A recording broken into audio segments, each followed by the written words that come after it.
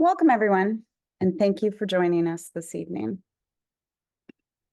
My name is Amy Marie Granger-Welch, and I'm the president of the Hillsborough County Council Parent-Teacher Association. Tonight, I'm very happy to serve as your moderator for a town hall discussion on public education funding, a topic that is very important to me as a parent and advocate for public schools.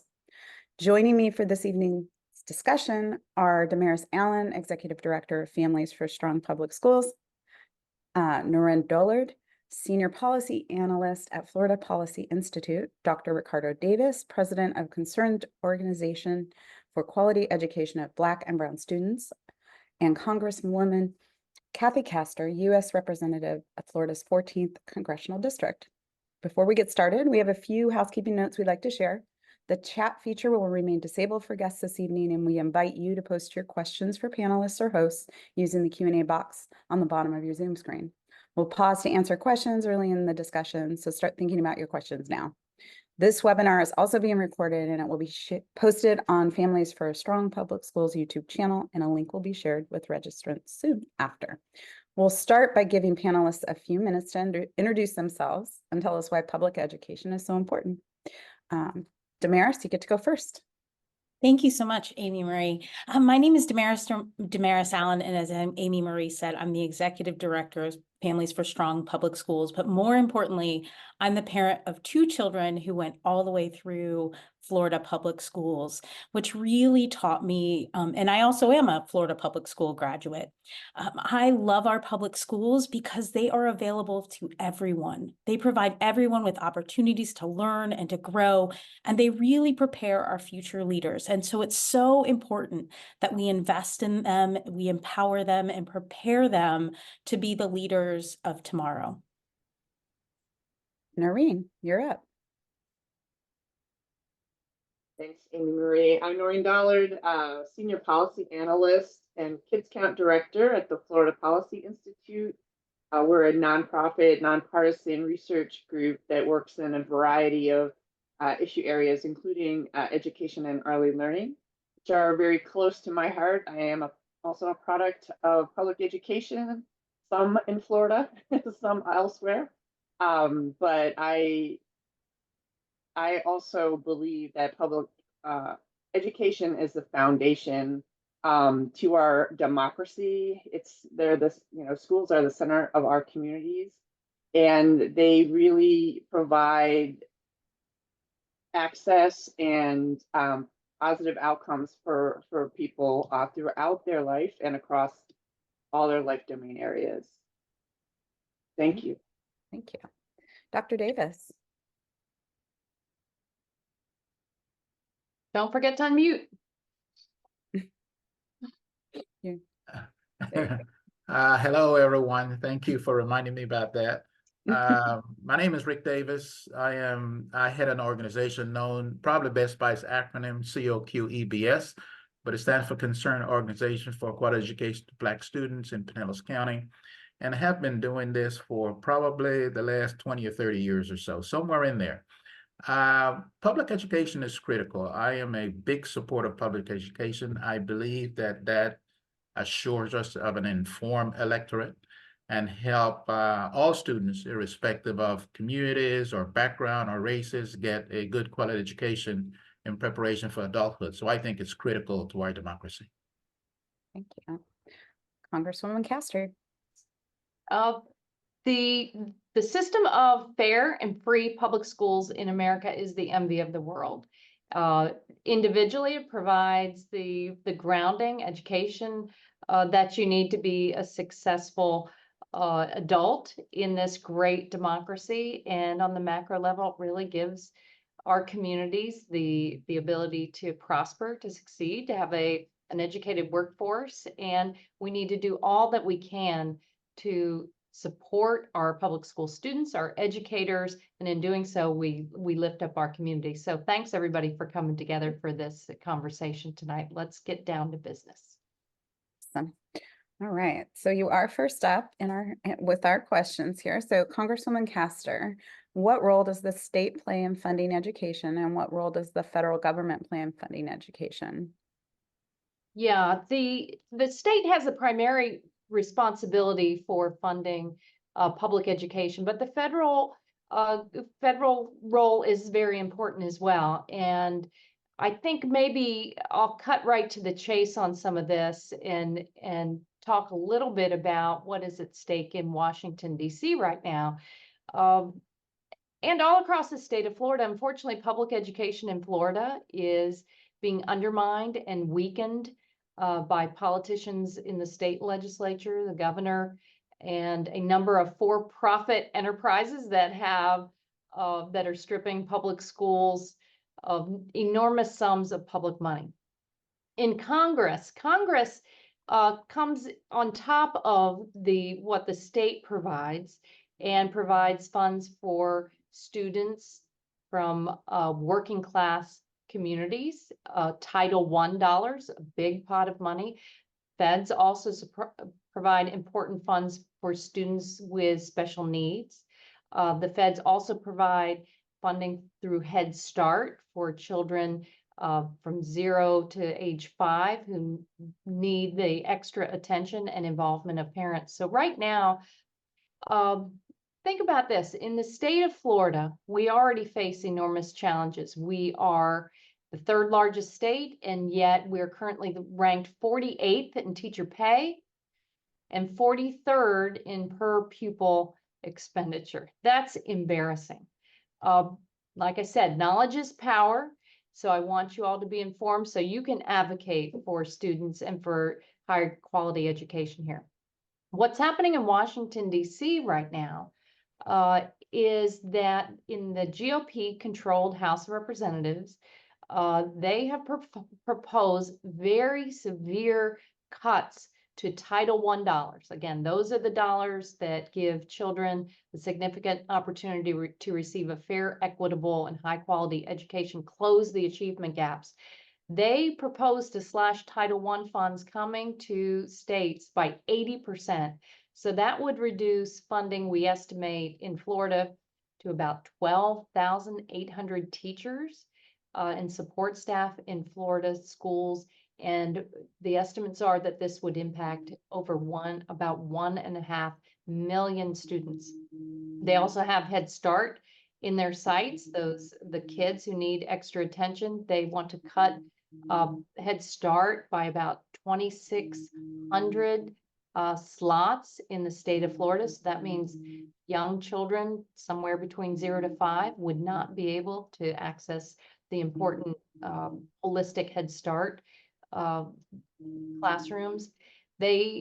Republicans in the House of Representatives also have targeted English learners for significant cuts. In Florida right now, we have many students who are starting off with English as a second language. We estimate that this would harm about 250,000 students in Florida. And they want to cut funding for our community schools and instead increase money for the for-profit private charter schools. The community schools do a heroic job of bringing together business leaders, health centers, extra resources in communities for students who really need that extra advantage. So these harmful Republican cuts would be piled on top of the harmful Florida voucher expansion that is a massive tax giveaway of our public education dollars going to private for-profit schools, serving the wealthiest families rather than lifting up everyone and students who need it.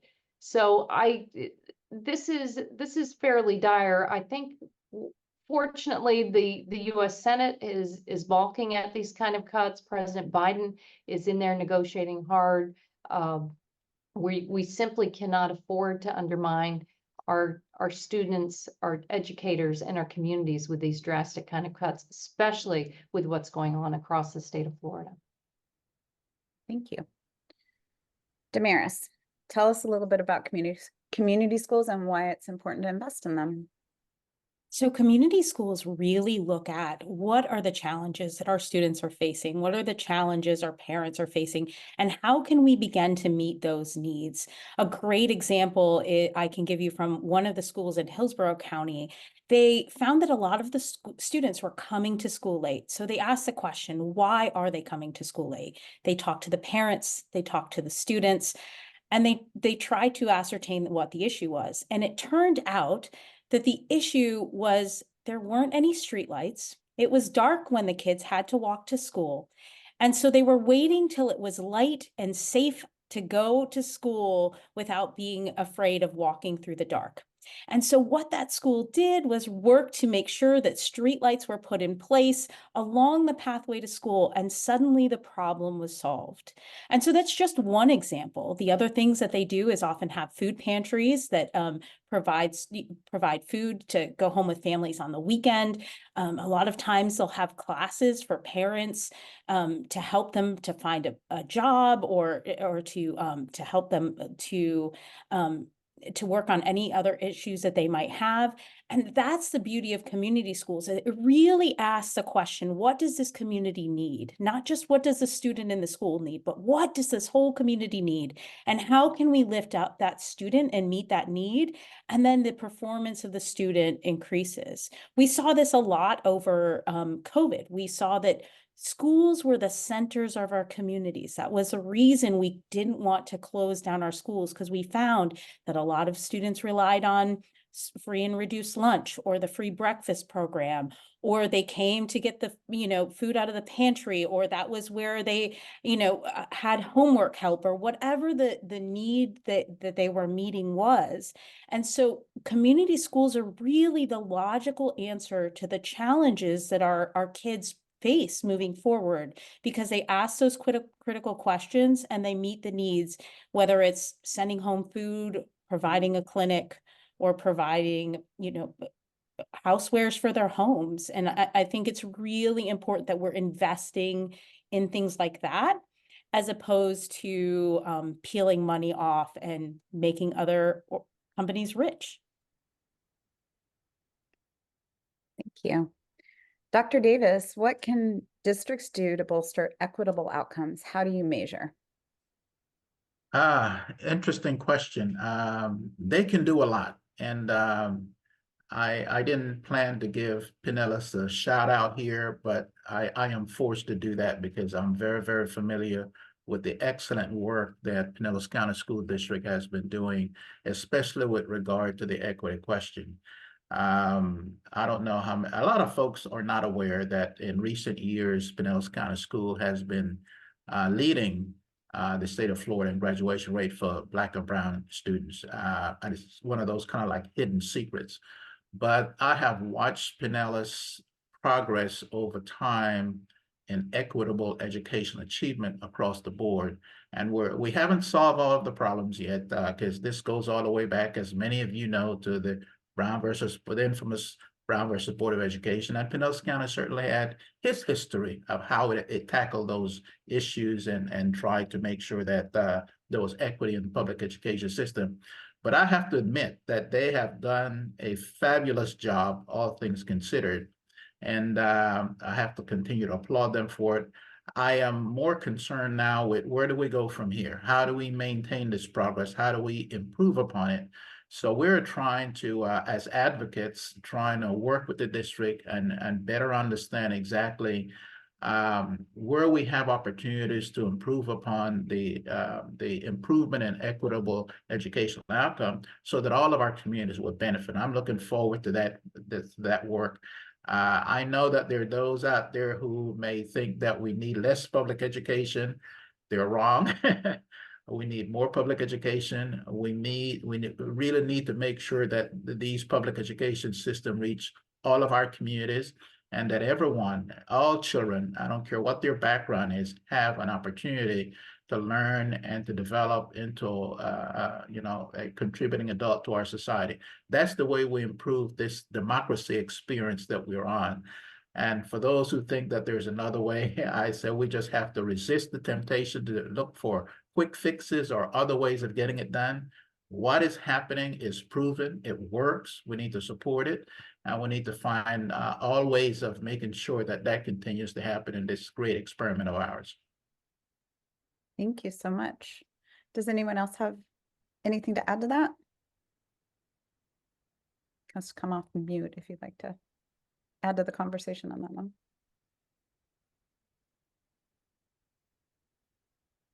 Nope. I'm gonna pause for a second and let's come to some questions from our guests. Congresswoman Castor, you're up here. What is the justification House Republicans are using for the cuts they want to make? Well, there is a overriding, they would like to see more tax cuts for special interest. And that's why you'll hear the argument, well, we can't afford this. We have a large debt and deficit, which is mostly driven by Medicare to Social Security. You do not tackle that problem by cutting education, healthcare, and other critical services. So they kind of get on this role that, oh, look at the debt and deficit so large, so we simply can't afford Title I, which goes to students in schools in working class areas. We can't afford to help our students with disabilities and special needs. And we can't afford Head Start. But I would argue we can't afford not to help give those students a leg up, to help equalize the playing field and make sure that they have a pathway to opportunity and success in life. Thank you. I would agree. I'm gonna come over to Noreen. We haven't heard from you yet. So here, Noreen, what is a voucher? How have they expanded over the years in Florida, and what data is available on the outcomes of students attending voucher schools? That's a lot of questions. So sorry about that. I can come back and remind you. If I skip one.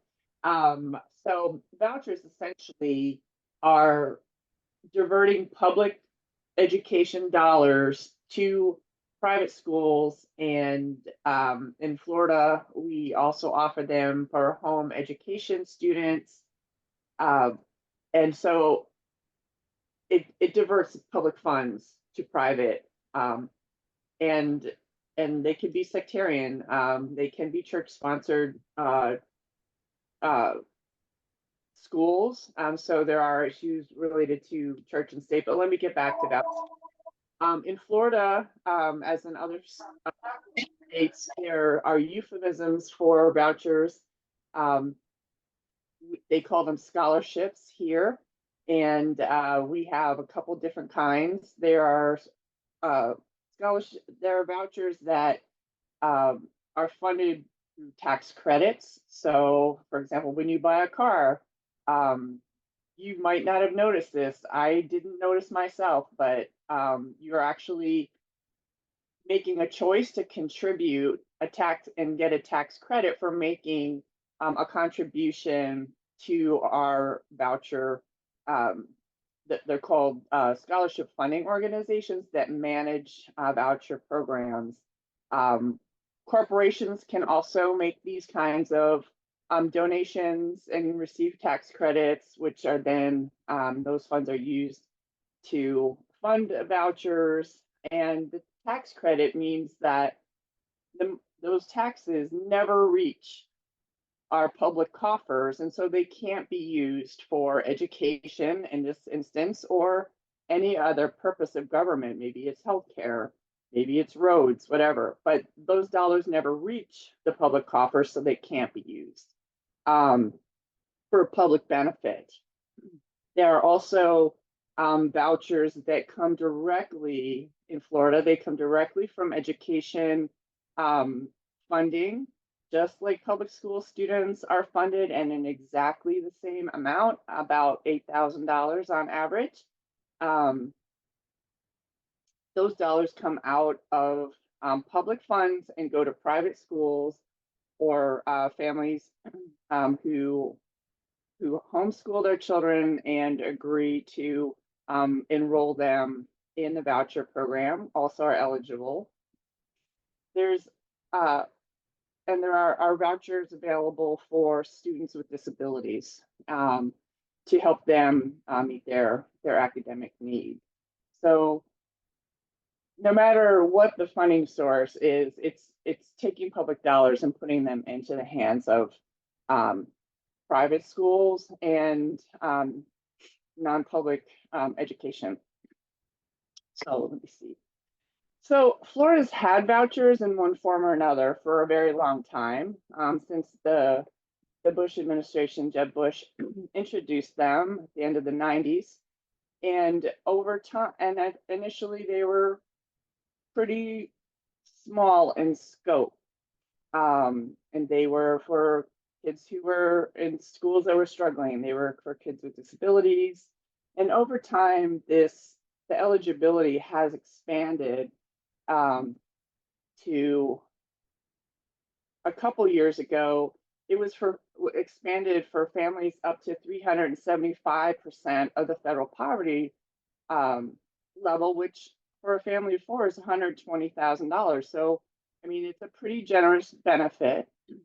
And now in Florida, every child K through 12 who's eligible for K through 12 public schools is eligible to receive a voucher regardless of their income.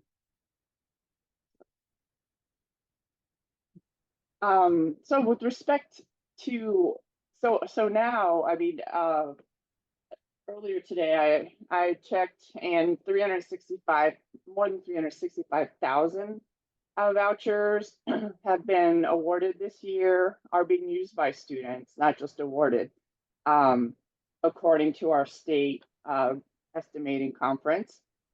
So that's children, many children across our state are already taking vouchers for their children's education. And so the magnitude is billions of dollars are being diverted, I'm sorry, from public schools. As Rep. Castor just said, this is that we're already dramatically underfunded in terms of our education relative to other states, and especially large, diverse states like ours, New York, California. And so we're taking money away from a system that was already sort of behind the 8 ball in terms of adequacy of funding. We get F's and D's in our rankings by the Education Law Center for equity in education, funding in education. So we have a lot to do in education in our state, and really this massive draining of funding is in the billions of dollars, and we can't afford it to take away this investment in our kids, I would argue. I think that's the point. We're at the beginning of this big tax giveaway, and we want folks to understand what is happening and the potential for harm to our students and schools and teachers, because I don't think anyone really quibbles with the ability of a parent with a child with special needs if they're not getting served in the public schools, they're not being accommodated to be able to go. But now what's happening in our state, where we've put in our state constitution that public education is the paramount responsibility of the state, that should mean that we're not 48th in teacher salaries and teacher pay, and that we're not 45th in per pupil spending.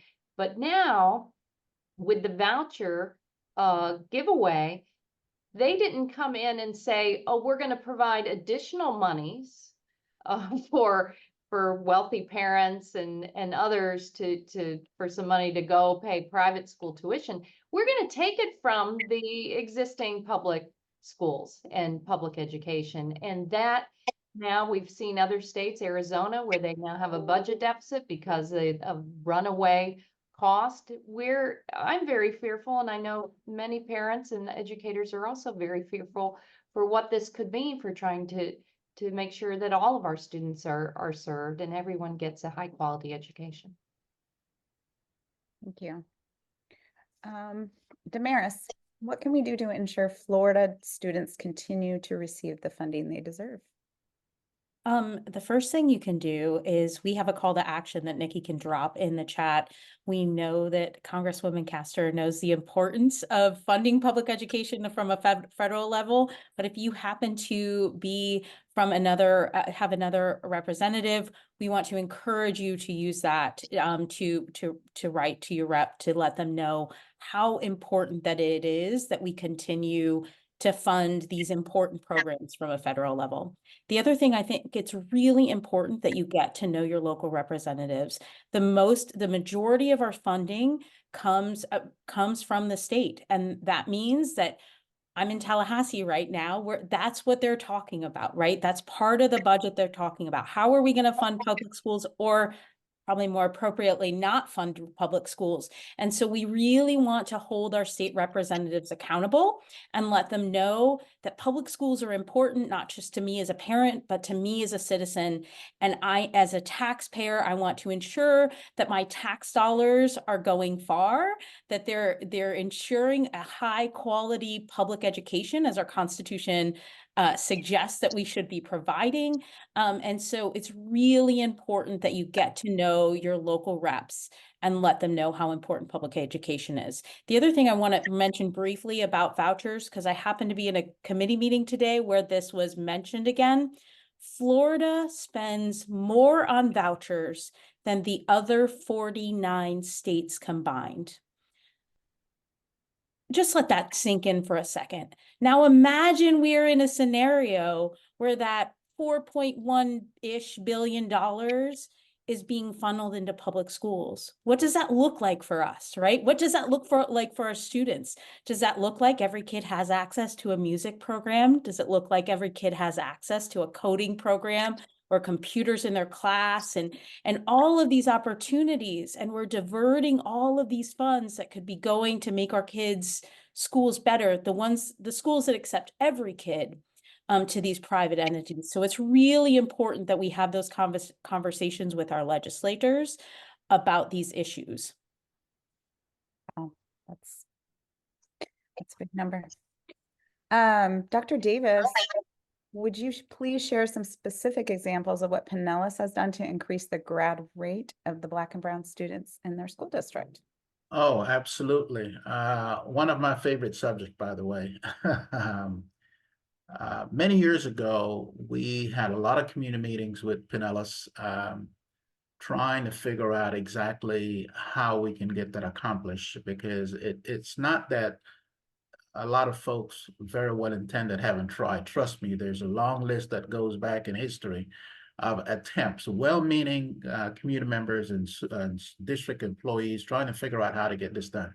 Some years ago, we finally got the district to consider what is known now as the Bridging the Gap Plan. And first we had to get community buy-in, and once we did that, we brought it to the attention of the district. There was initially some resistance, but ultimately we persuaded the district that we needed to implement something that is specific and measurable and actionable, that as a total community we can keep track of. And it finally got implemented. I believe it got implemented sometime around, it could have been about 8 years ago, 7 or 8 years ago. And the truth is, it's been showing magnificent results. In fact, one of the metrics in that plan is this graduation rate by race and ethnicity. And what we have seen is tremendous increase in that. And other metrics, there's discipline metrics in there. There is the representation of teachers in the classroom metrics in there. And what we develop is a quarterly and annual reporting system, which is the way we track now how well we're doing or not doing. It allows us an opportunity to look for areas maybe where the improvement are not as great as we had anticipated. and ask the critical question about, should we be doing something differently? Why isn't it not working as well as we thought? Where can we improve it? Just allowing the opportunity in a structured way to have that kind of dialogue with your district on an ongoing basis, I think is what's important, because it keeps us connected. It keeps us looking at the numbers. They know what the numbers are. So before we meet, they're of course trying to evaluate why the numbers are where they are, because they're hoping to also tell a very good story. And again, I have to give them credit for it. Pinellas has done it. There are others who have said, well, can we do what we did in Pinellas County and other areas? And my heart is open, but I realize that I only have so much bandwidth. And I said, well, I would encourage it. We had meetings with pastors across the state of Florida where we shared this information and encouraged them to actually take it to their various congregation and encourage people at the grassroots level to get involved. So we're trying to encourage as many people as possible to do it. But I feel we have done it in Pinellas, and we have done it as a total community. And it's taken time. It didn't happen overnight. But we knew we needed structure and measurements firmly in place that everyone agreed with, that we could look at on an ongoing, continuous basis. This way we could see, where the opportunities are and which way are we trending. Are we going in the right direction? If not, why not? Let's figure it. We are smart enough collectively to figure this out. I really, truly believe we are.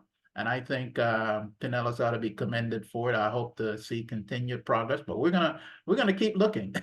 We're not gonna give up. We're gonna continue to assess how well we're doing in providing a good, strong quality education for all of our children in our communities. Yeah. We're gonna go question from guests. Congresswoman Castor, at a federal level, besides protecting the programs that are in place from being cut, what are some other areas of public education that need our support? Well, there's certainly the ones that I haven't mentioned would include teacher training dollars. If we want to attract the best and the brightest into the teaching profession, they need to be treated as professionals, and that means that they get continuing education, they get good training, they get scholarships and loan repayment plans. So that's another significant piece. In the state of Florida, we used to pay the National Board certified teachers a little bit more if they went through the rigorous process of proving that they were an expert in their field and had devoted a number of hours. And that's the kind of incentive you need to help keep the best teachers in the classroom. Unfortunately, they let that wither. A lot of school districts try to cover some of the costs for that. But young people today can go do anything. There are all sorts of careers and job opportunities out there. How do we retain highly qualified educators to teach our kids? I think that's one important piece as well. And I want to thank Dr. Davis. He has been at this for decades to help students who needed that little extra attention to make sure that they were successful. And my fear is that all of these kind of initiatives, whether it's the Title I dollars or what we're doing in Head Start or things that the Pinellas district has done to improve graduation rates, that now because this voucher giveaway scheme is just like a giant target that could really sap billions of dollars from all of the progress we've made. And remember again, we start low on teacher salaries and per pupil support. So it is something of a call to action to know who your state legislator is, to know who your state senator is, to know who your member of Congress is, and to interact with them. There are a lot of ways to interact via email or phone calls or their social media, and let them know that you value high quality education and you value accountability for our tax dollars. I think that's another big problem with the voucher tax giveaway as well. For sure. Thank you so much. Noreen, why should people who do not have children in school, public school, care about public education? Because it really is an investment in our workforce. Making sure that we have that we as a state are attractive to employers and continue to grow our economy is really essential. And so that's one for sure. Thinking about, public schools are for all students, and so students get to know, people from different walks of life. They grow empathy skills. They really are able to better, interact with each other, with the world. And it really is a place where our values as a democracy are made clear. So, that we are participatory and we make collective decisions and we think about the welfare of all of the students and faculty in a school, not one over the other or one kind of student over another. So I think that's another really important reason to continue and expand investment in public education. So economically, democratically, thinking about public education, investing in public education has lifelong benefits for people, not just in education. Their economic well-being is improved. Their health outcomes are improved. There's less crime. Overall quality of life. It really it goes on and on. The benefits. So if you think of education as prevention of the social ill, we get a lot greater return on our investment than trying to come around behind and make up for underfunding education and trying to correct things after the fact. So I think those are pretty solid reasons, no matter whether you have a kid in school or not. It really benefits all of us to invest in public education. Actually, just had this conversation with someone today. That's so funny. Damaris, in the example you gave about how community schools solve problems, how would a public school that is not a community school approach this problem? What makes a community school different in its approach? So first of all, what makes a community school different is investment, right? They receive resources, financial resources in order to hire people to help them facilitate this work. There are different models, but usually they have at least one staff member dedicated to finding this information out about what's important and then connecting with community partners to make sure that this work happens. So investment is really important. That being said, I think all too often as parents and community members, we underestimate the power of one person's voice and the ability for us to make a difference. When my kids were in school, my kids did not attend a community school when they were in elementary school. And I wanted it to feel like a community, right? I really wanted to think about, like, what are the challenges our parents are facing? How can we help to meet those needs? And I was able to help facilitate that through the PTA, through being a part of the PTA. You don't have to be a parent to be a part of the PTA. You just have to be a community member who cares, who wants to participate, and who wants to be engaged. And I think that's the bottom line, is that those of us who care, if we invest ourselves, invest our time and our like the gifts that we have, the talents we have in our local public school, it will change the course of kids' lives. And I think we should be very cautious not to underestimate the power we have as individuals to do that. And I think we should do a better job of exercising that power. If you see kids, if you know kids in your neighborhood need someone to read with, go into your school, talk to the administrators, right? Like, you can volunteer. It's an easy process. You can get your background checked and you can go in and do that. the joke is that I would not stop calling the office until they would let me volunteer. Be persistent. Our kids deserve that. Our kids deserve to be loved and cared and nurtured throughout this time. And we don't have to have community schools to do that. But it also helps to propel community schools when they see the community is willing to invest in a school and make a difference. Absolutely. Love the plug for PTA as well, of course, everyone can be a member of PTA. Everybody can pitch in and help anywhere. We should all have a vested interest in the future of our society, I think, but I love this conversation. Thank you, guys. Dr. Davis and Damaris, either or both, beyond engaging with Florida Families for Strong, wait a minute. Families for Strong Public Thank Schools. you. You got it. Thank you. It's a acronym, and sometimes I just want to make sure I'm saying the right one. Families for Strong Public Schools, Families for Online Calls to Action. What are some specific action steps parents can take to ensure that our schools are fully funded? Be specific. Like what can parents do right now to help?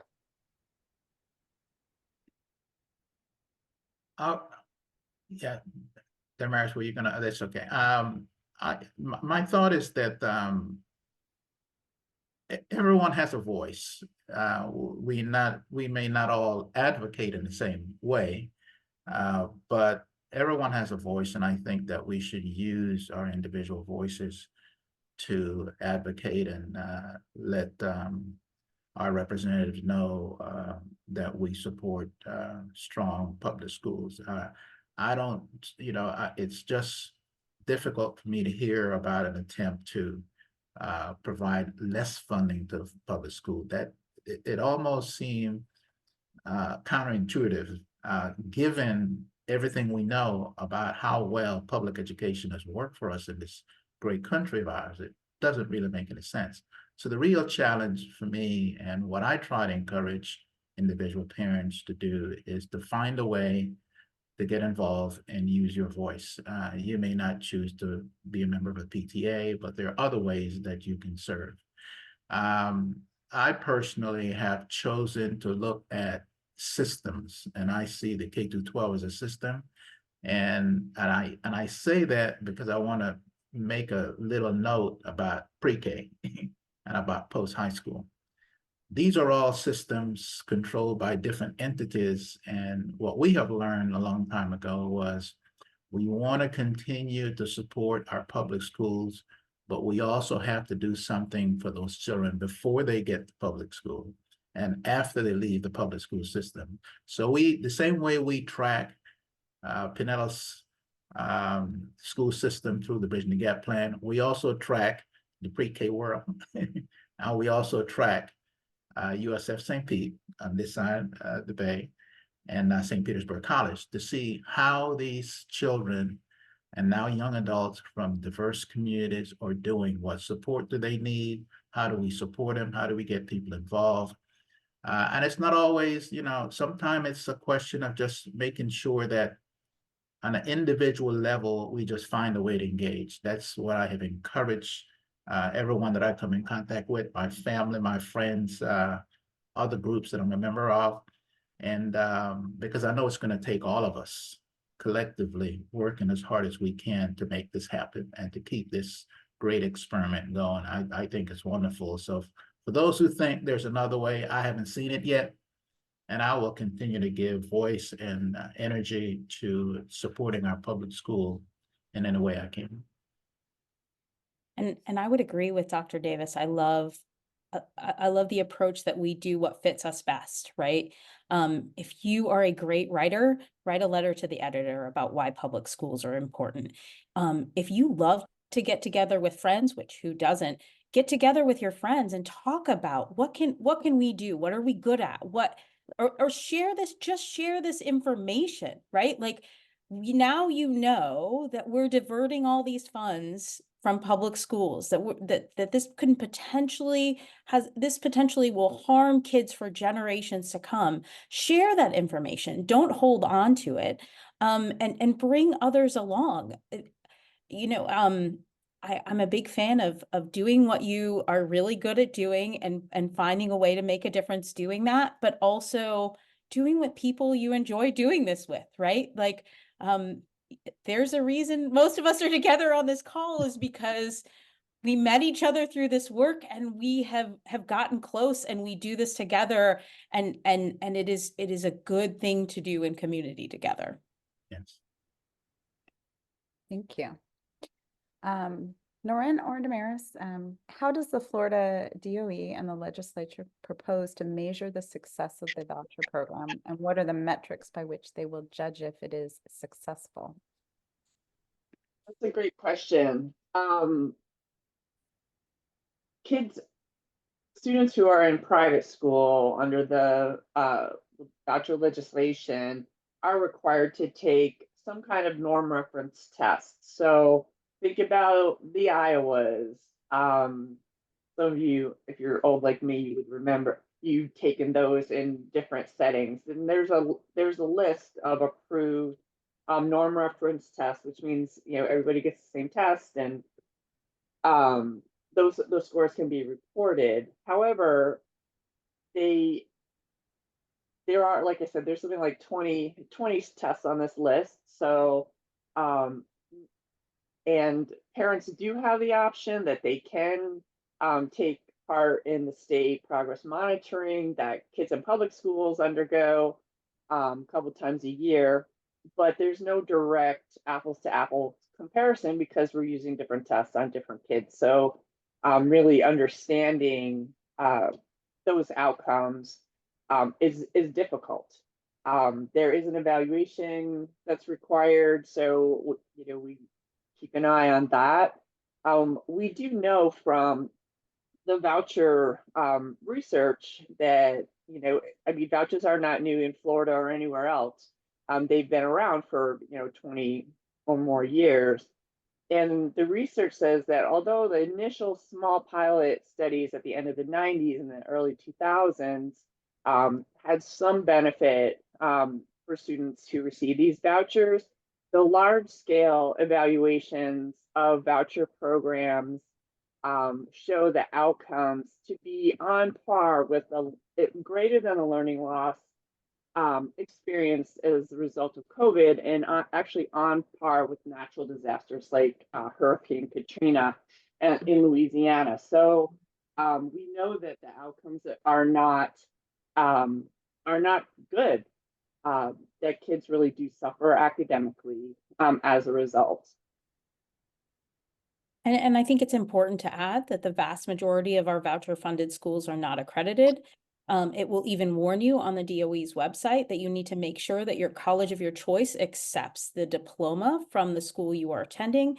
And so it really puts a huge level of responsibility on the parents to do that research ahead of time, which is really challenging when you're not comparing apples to apples.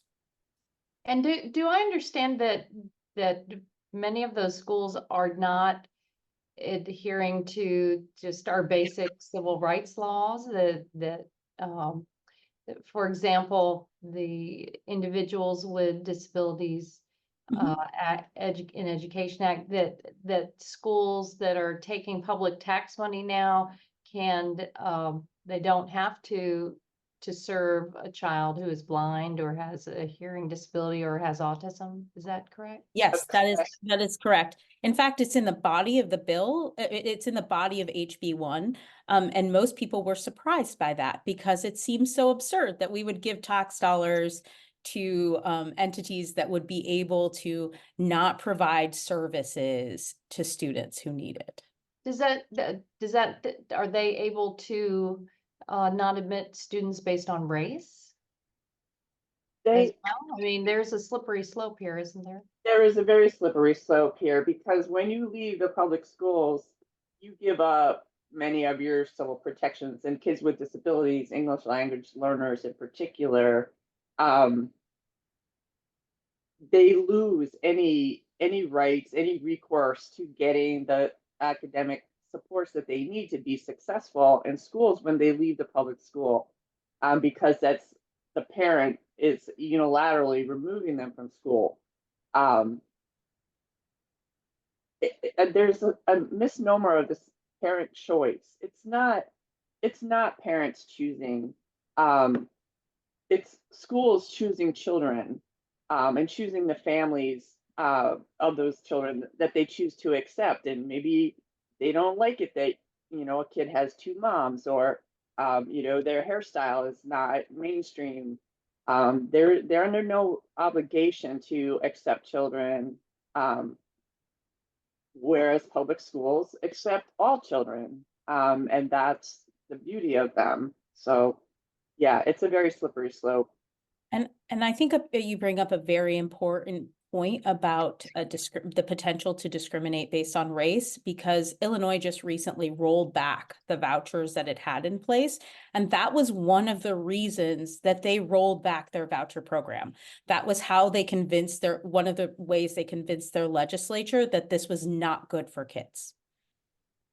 And then isn't there an issue as well, and Damaris, maybe they're talking about this in Tallahassee, with accountability for those dollars? I've read some news stories where families are able to get that voucher, the thousands of dollars, and then they can buy a paddleboard or other, are they looking at least some guardrails around use of the voucher dollars?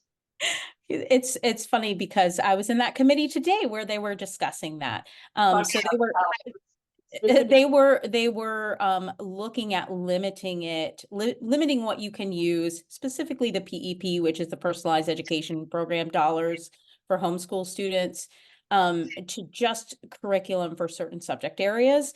And the pushback that was discussed from both legislators and people who were coming from public comment. One of the quotes was, "I don't care if my tax dollars are being used to buy a trampoline. It's potential paddleboarding." These are real quotes. "Paddleboarding is an Olympic sport now. Maybe there's a legitimate reason why we should be able to purchase paddleboards." And you can try, and when you look at that in the realm that some of our public schools don't have pencils, like we have foundations that provide pencils and basic school supplies to our students, it's really hard to reconcile. Absolutely. I hear from so many teachers who often reach into their own pockets to buy paper and basic supplies. So this is very concerning.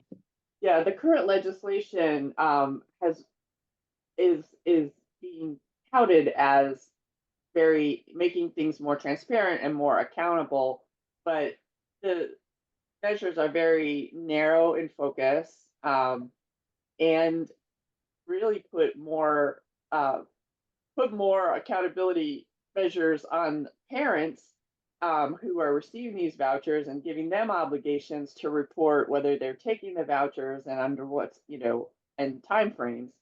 Whereas there's really fundamental, in my mind, I'm a budget analyst, full disclosure, but in my mind, the bigger questions are, where are these funds coming from to cover the cost of vouchers? Are there concerns about overruns? And what is the return on investment for these dollars? And I think those are big questions that are not being addressed. And I would also bring up the point where it's, if the child goes to and uses a voucher and then goes back to public school, there is a certain lack of that funding following the child. So, and that's very concerning too, because now the child needs services in a public school that's not even getting funding for them. So, are they going to track those cases? Is that in the law right now? If a family takes the thousands of dollars and then pays the private school and then returns to public school, are they at least accounting for students that try that and then come back to public school? They're trying to, I think they're trying to figure out how to track that. What we know from voucher studies in other states is something like 20% of students receiving vouchers each year return to public school. So not insignificant. yeah. Congresswoman Castor, how can we better educate the community on the current state of funding and encourage our network to make a more active role in advocating for public school funding? Actually, all of you can throw something in on this one for sure. Yeah, I think what Dr. Dollard says points out some lessons learned from other states and arm our parents and educators with that information so they don't make the same mistakes. It's not too late for Florida to rethink this, but it looks like the GOP controlled legislature is barreling along. Let's face it, this is big bucks for some corporate special interests, some folks who have their wallet as their main priority, not the education of our kids. So I think it really is incumbent upon all of us to understand it. Go back to interacting with your state legislator, especially. Yes, you're a member of Congress on these draconian cuts they have in the crosshairs, but I think it's really the state government, the governor, the state representative, state senators who are calling the shots right now. And you have the ability to be an involved citizen and speak up on behalf of students and educators. Think any additions to that? Damaris, I feel like you have something to say. I always have something to say. Here's the thing, investment matters, right? It matters, and we have the power, and we need to use that. We can't, it's really easy to look at what's happening, to be overwhelmed, right? Because there is a lot happening to public education. It's easy to say, oh, I'm going to pull my kids, or I'm going to do that. But we have to think about not just our kid, but all kids, right? Like, we have to think about, what do we want Florida to look like? What do we want education in Florida to look like? And start moving in that direction. Do not be overwhelmed. And believe me, this is not easy for me to say. I'm saying this as much to myself as I am saying it to you. Do not be overwhelmed by all the terrible things that are going on around us, because together we can change that. We can change that if we push and move and work together in that direction. Absolutely. Amen, Damaris.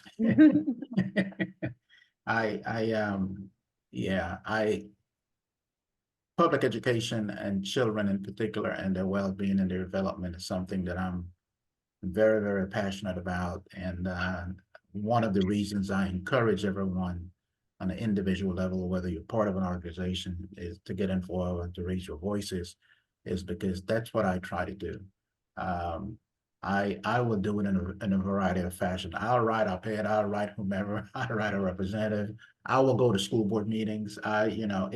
If someone believes that they're going to regress our public education system and take it back 50 years, good luck with that thought. Because I think there are many of us out here, and sometimes we're too silent, so we're invisible, that believe in our democracy, believe in a strong public education system. And I just don't think we're gonna let it happen. I run into people occasionally who are, the sky's falling in and they're all stressed out. And I get it, there's so much going on, but we will get past this too. It's not the first time we've had these battles. I tend to view, especially the public education system, from a historical context, and I understand from whence we came. Trust me, in the back of my head, I realized that it was at one point illegal to teach slaves how to read. That's part of our history. We are where we are today. We have made tremendous progress and improvement. And I don't see us going back. I don't care what folks are saying. They can try, but I think there are enough of us that do understand that this is in our collective interest, and it is in our interest whether we have a child in the public school system or not. I don't have children in the public school system, at least not anymore. Thank goodness. But I do support parents and teachers and staff and the public school system. And sometimes I'm the public school system, critique. I have also written critical critiques against Pinellas when I thought it was appropriate. And I have done it, raised question about our new young superintendent, but he's a very close friend of mine, and you wouldn't believe it from what I've said. But the point was the children are what's important, not us individually. We're adults. Many of us have been around for a long time, and I hope to continue a strong advocacy on behalf of all of our children. And I am convinced that the way to do that is to support a strong public education system. Thank you. All right, we have a couple more questions quickly here, and we'll wrap it up. We have some guests concerned with families in our community having access to a rich reading environment at home. Does anyone know of any program that can get books into the students' and parents' hands for free? Dolly Parton has a program, and it was just in Tennessee, but it's expanded. So that's Check out little libraries too. If you go look at it, there's one in my front yard. There's always free books there. But if you go on littlelibrary.com, you can find all the little libraries all over the state, actually all over the world. They're listed on there with also their public libraries. public library. I know in Hillsborough County, your your student ID for your public school, it works as your library card. Our libraries are Little ones, spectacular. the HIPPY program, the home instruction for parents of preschool youngsters, is an evidence-based program. It works with folks in their homes with preschoolers, specifically on reading to help amp up the early literacy rates. So definitely check that out. If you know people in that with very young children, it's a great program. Lots of books. And then our last question, we also have some guests concerned about students with disabilities having access to certain types of therapies in school. How can I ensure that students with disabilities have access to all the resources they need to thrive? I think what we were saying earlier is that when you leave public schools, you give up your right to due process, to pursue. I mean, nobody wants to go to court. And do we need to do better in exceptional student education in Florida? Absolutely. That also is an area that is underfunded, both at state and federal levels. But there are provisions that parents, they have recourse. They are able to demand and get services for their kids. And I understand the frustration of parents with disabilities and why they might want to give up and just say, I can do this myself. But really, the investment in public education and exceptional student education is really paramount to making sure that the varieties of supports and services are there for kids with disabilities. I'd also say maybe using our voices to vote for, legislate, listen, and love a strong public school education. So thank you all, everyone, for their fantastic questions. And we're out of time, but the organizing team will compile any remaining questions and try to answer them in a follow-up email. Thank you to all of our panelists, Damaris Allen of Families for Strong Public Schools, Dr. Noreen Dollard of Florida Policy Institute, Dr. Ricardo Davis of COQEB. COQUEBS. Okay. I didn't say it before because I wasn't sure if it was a word or if it was in a row. So, and Congresswoman Kathy Castor of Florida's 14th Congressional District for sharing this important information with us. Thank you to all of our viewers for taking time out of your busy schedules to join us in learning about this important topic. Make sure you share everything you learned with everyone you know. Be sure to check out the links and calls to action shared with you in the chat this evening. And as you leave here, continue to have discussions with your family, your friends about the importance of public education funding. Have a great night. Thank you for caring. Thank you. Thank you for being here. Thank you.